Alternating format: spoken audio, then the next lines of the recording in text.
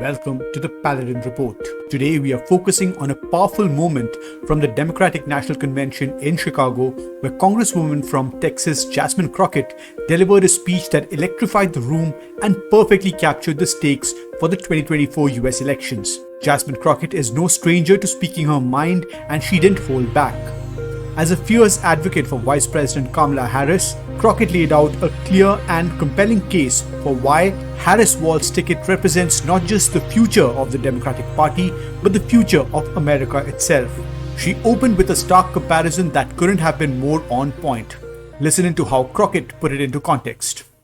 On November 5th, our nation will hire a president, a commander-in-chief, and leader of the free world. So let's compare their resumes, shall we? One candidate worked at McDonald's while she was in college at an HBCU. HU. The other was born with a silver spoon in his mouth and helped his daddy in the family business. Housing discrimination, that is. She became a career prosecutor while he became a career criminal. With 34 felonies, 2 impeachments, and 1 porn star to prove it.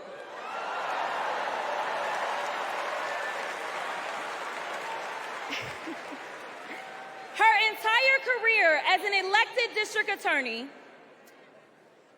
attorney general, and senator, she's always worked for one client, the people. Meanwhile, he's a 78-year-old, lifelong predator, fraudster, and cheat, known for inciting violent mobs. Listen, y'all, he's only looked out for one person, himself. As women are dying, he is bragging about overturning Roe. And y'all know I come from Texas. And right now in Texas, come on, Texas. But right now in Texas, they want to institute the death penalty. That is the problem.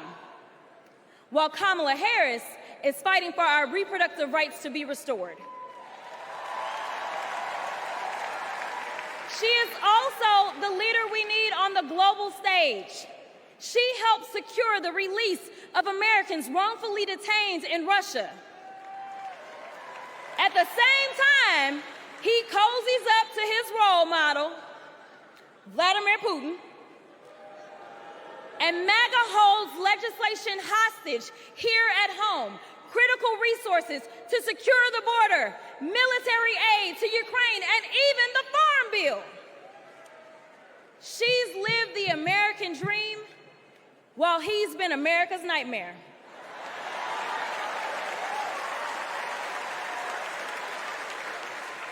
America, looking at the 2 choices before you, who would you hire? Donald Trump or Kamala Harris?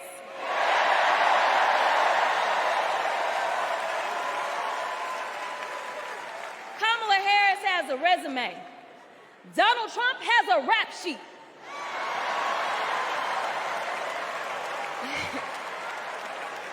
She presides over the Senate while he keeps our national secrets next to his thinking chair. Y'all know what I said that other time. In Mar-A-Lago. While Donald Trump wants to put our 1787 Constitution through his Project 2025 paper shredder and make every day January 6th, Kamala Harris is fighting to fulfill the promise of America. In the real world, this wouldn't even be close. But this election is. Don't make a mistake. We are the underdogs in this fight, even though there is only one person qualified, only one person who's done the work, and who has delivered the results.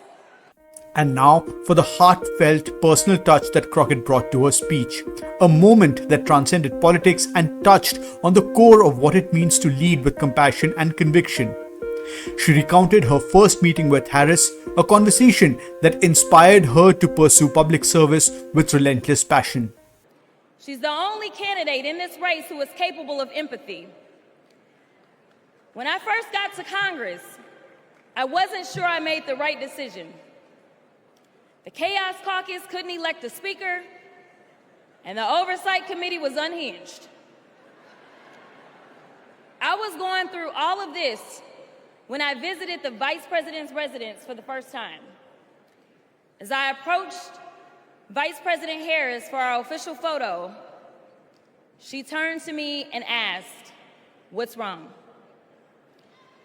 Mind you, we'd never met, but she saw right through me. She saw the distress. I immediately began crying.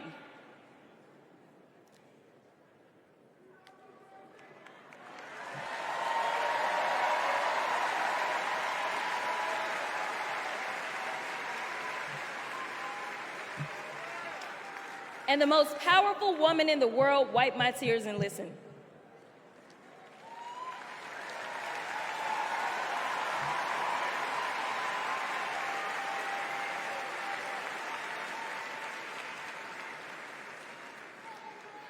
It's so hard for me to tell this story. She then said, among other things, "You are exactly where God wants you. Your district chose you because they believe in you, and so do I."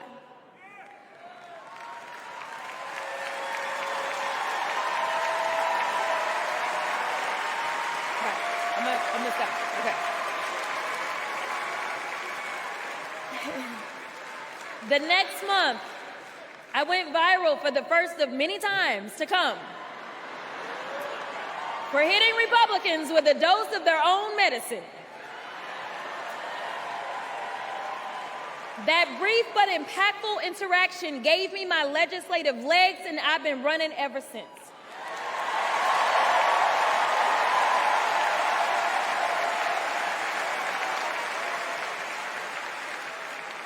The question before us is, will a vindictive, vile villain violate voters' vision